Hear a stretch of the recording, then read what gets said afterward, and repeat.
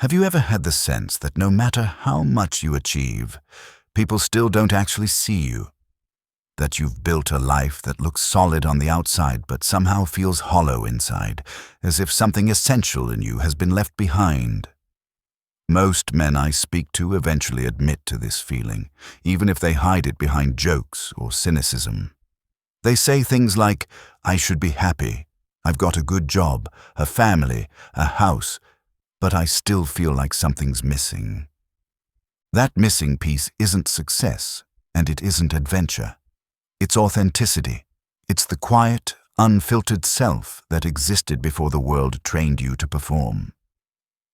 Jung called the performance the persona, the mask you wear to meet life. It's necessary, it's useful, but when it becomes the whole of who you are, it quietly drains the life out of you. Every man wears a mask to survive, but at some point, the mask starts to wear him, and the most dangerous thing is that you rarely notice it happening. Because the persona doesn't announce itself as a lie. It disguises itself as duty, as strength, as competence, as maturity. It convinces you that fitting in is the same as belonging, that approval is the same as respect, that being needed is the same as being known. Jung warned that if a man identifies too completely with his persona, his soul begins to starve, and that starvation shows up as anxiety, emptiness, disconnection, or an ongoing sense that no matter what you do, it's never quite enough. Today, we're going to look at the 5 masks men most often wear, and how each one, though built to protect you, ultimately keeps you weak. Because the truth is simple. Strength doesn't come from pretending. It comes from integration. 1. The mask of the provider. The first mask is the provider, the man who measures his worth entirely by how much he gives, earns, and produces for others. He's reliable, hardworking, selfless. He sacrifices constantly. His sleep, his peace, his passions. Because somewhere deep down, he's convinced that love must be earned through usefulness. If this is you, you probably carry the silent rule that says, as long as everyone else is okay, I'm okay. But you're not. You're exhausted. You've been so busy meeting everyone's needs that you've forgotten your own. You tell yourself this is maturity, that this is what a man does, but in reality, it's a survival strategy, a way to control love by making yourself indispensable. The tragedy is that the provider often resents the very people he cares for, not because he doesn't love them, but because his giving has become his prison. Every act of service now carries a hidden question. Will they finally see me? Will this finally be enough? Jung would say that the provider mask is a distortion of the archetypal king, the one who brings order and provision to his realm. But when the king becomes unbalanced, when he forgets that his own vitality fuels his capacity to give, he turns into a martyr. And martyrdom, however noble it sounds, is not strength. It's self-abandonment dressed as duty. Taking off this mask begins when you allow yourself to matter too, when you realize that giving from depletion is not generosity, it's a cry for validation. The strong man provides from fullness, not from fear of being unneeded. And that brings us to the second mask, the one that looks powerful, but is built entirely on insecurity. 2. The mask of the performer.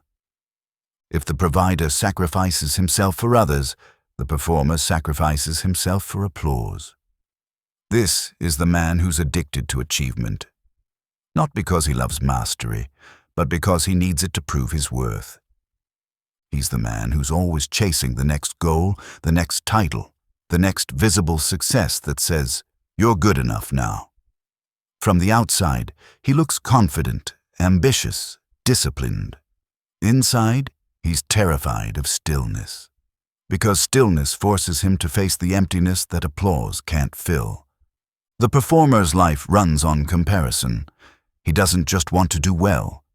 He wants to do better than, and that constant striving slowly corrodes his peace. This mask often forms in childhood. Maybe you learned early that affection came after achievement. Maybe your father's praise depended on performance, or your teachers celebrated your grades but never your effort. Somewhere in your nervous system, the connection formed. To be loved, I must be exceptional. And so you became exceptional, but you also became exhausted. The performer mask is dangerous because it often passes as strength. People reward it. Society idolizes it. But Jung would say it's one of the most insidious forms of self-alienation, the replacement of being with doing. You stop asking, "Who am I?" and only ask, "What have I done?" To remove this mask, you must start measuring yourself not by achievement, but by alignment. Not by how much you impress, but by how deeply you feel alive while doing it. Because no amount of external validation will ever fill the space where self-acceptance should live. And once you realize that, something subtle begins to change. You start noticing that your constant performing isn't strength at all. It's fear wearing a suit. If this journey eases something inside you, stay with us. Subscribe, and each step will bring a little more clarity. Thank you. 3. The Mask of the Stoic. Now we move to the Stoic, the man who prides himself on never showing emotion, who confuses numbness with composure, who believes that control equals power. This mask is often born from pain. Maybe as a boy you learned that emotion was weakness, that to cry was to invite ridicule, that to show sadness was to lose respect. So you built walls. You turned every feeling into analysis. You decided that to be untouchable was to be safe. But the truth is, the Stoic doesn't control his emotions. He suppresses them, and what you suppress doesn't disappear. It hardens.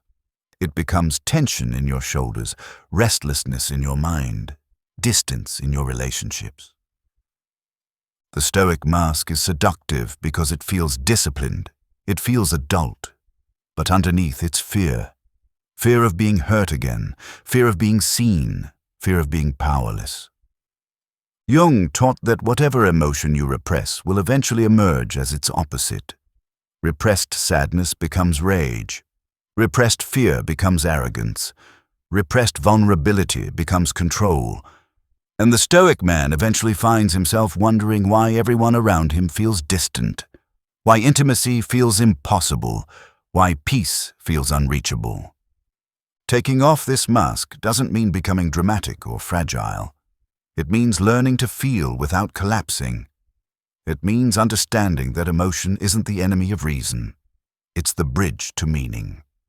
Men often say, "But if I let it out, I'll fall apart." No, you'll fall open. And that's where healing begins. And that realization leads us naturally into the next mask, the one that hides chaos behind charm. 4.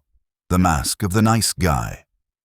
If you've ever found yourself constantly trying to keep the peace, pleasing everyone, avoiding conflict at all costs, you've likely worn the nice guy mask. This mask looks harmless, even virtuous. You're considerate, helpful, accommodating. But beneath that surface lives quiet resentment, because every yes you say to others is often a no to yourself. The nice guy learned early that approval equals safety. Maybe anger in your home was dangerous. Maybe love was conditional. Maybe harmony was the only way to avoid rejection. So you became agreeable. You learned to anticipate needs, smooth tensions, adapt quickly. And for a while, it worked. People liked you, but they didn't really see you. Jung would say that the nice guy's persona is built on the fear of the shadow, because the moment you suppress your anger, your desire, your assertiveness, they don't vanish. They retreat underground, and that's where they begin to rot. This mask kills men slowly, not through violence, but through quiet disconnection from their own will. You wake up one day realizing that you've built a life designed to please everyone but yourself, that your kindness has turned into cowardice, that your empathy has become avoidance. To take off this mask, you must begin to reclaim the parts of yourself you've disowned, your boundaries, your assertiveness, your truth. You have to learn that saying no doesn't make you cruel. It makes you real. And here's where I want you to pause for a moment. If this resonates, write a comment below. What's one area in your life where you've been saying yes when you meant no? Because the moment you name it, the mask starts to crack. And another man reading your comment might realize he's been living the same quiet lie. Honesty always begins with one small act of courage. Now, there's one final mask left. The most deceptive one, because it looks like strength but hides deep fragility. 5. The mask of the lone wolf. The last mask is the lone wolf, the man who's convinced he doesn't need anyone. He prides himself on independence, on self-sufficiency, on being untouchable. He says things like, "I handle my own problems. I don't rely on anyone. I'm fine." He's not fine. The lone wolf mask is built on betrayal. Somewhere in your past, trust was broken. A friend, a parent, a partner. The pain of that loss taught you that dependence equals danger, so you built walls high enough to keep everyone out. And for a while, it feels powerful. You move through life efficiently, with control and distance. You mistake isolation for strength, but eventually, the silence starts to echo. You realize that no one truly knows you. Not because they don't care, but because you never let them in. Jung warned that when a man identifies with the persona of the lone wolf, he risks spiritual starvation. Because connection isn't a luxury, it's oxygen for the psyche. You cannot become whole alone. Every man needs mirrors, other men who can reflect his truth back to him without judgment. Without that, your blind spots become prisons. To take off this mask, you must risk what you fear most, being known. You must let at least one person see behind your walls. Brotherhood doesn't weaken you. It stabilizes you. It gives your masculine energy a container wide enough to hold your vulnerability. The strong man isn't the one who needs no one. He's the one who chooses connection without losing himself in it. Now that you've seen all 5 masks, the provider, the performer, the stoic, the nice guy, and the lone wolf, ask yourself, which one feels most familiar? Most men wear more than one. You shift between them depending on the situation. Provider at home, performer at work, stoic with your friends, nice guy with your partner. But the cost is always the same. Authenticity erodes, and with it, your peace. You start mistaking roles for identity, habits for character, survival for purpose. You feel tired, but you don't know why. You keep working harder, but the fulfillment never arrives, because masks can't feel joy, only real faces can. The longer you stay fused with your persona, the further you drift from yourself, and the more your shadow will rise to compensate. The suppressed emotions, the hidden desires, the anger, the shame, the fear, they start to leak through the cracks, showing up as arguments, burnout, addiction, or withdrawal. You can't heal what you keep pretending isn't there. So how do you begin to take the masks off?